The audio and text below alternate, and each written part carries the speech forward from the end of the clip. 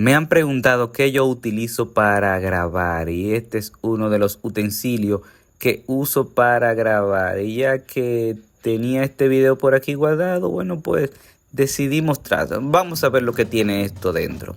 De este tipo de selfie stick hay muchos. Usted compra el que usted entienda, pero yo le voy a mostrar este sencillito y que cuesta 600 pesos ahora mismo en el mercado dominicano.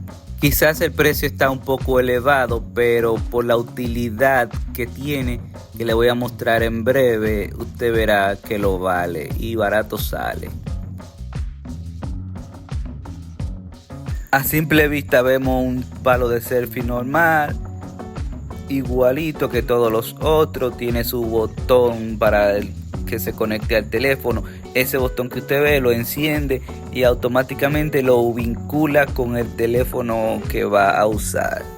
De hecho, hay varios tipos de selfie stick. Hay unos que tienen luces, pero como yo no lo necesito y no grabo tanto de noche, pues no lo vi necesario comprarlo. A mí me llamó la atención lo de este en específico. Mire, ese botón quiere decir que se puede extraer como para poner el teléfono en posición y sacarlo, que usted puede usarlo aparte también como para ver películas o ver una serie con este mismo dispositivo de selfie stick. Esto ya da una buena ventaja al momento de usted usar el dispositivo. No tiene que pensar en usar el palo de selfie de una. Lo engancha y lo desengancha y siempre va a tener el dispositivo a mano. Quedaría en esa posición. Otra ventaja es de las 3 patas que tiene este selfie stick. Más que usted se puede alejar algunos 10 metros. Es más, ahí dice hasta 15 metros. Tendría que probarlo y le dejaría saber. Pero ya por la experiencia que tengo, hasta 20 metros lo he usado para tomarme una imagen yo solo. Ya usted ve con la facilidad que se puede enganchar y desenganchar el dispositivo. Mire también, esto tiene aproximadamente 3 metros. Tomaría de altura el selfie stick. Así que es una gran ventaja al momento de usted grabarse.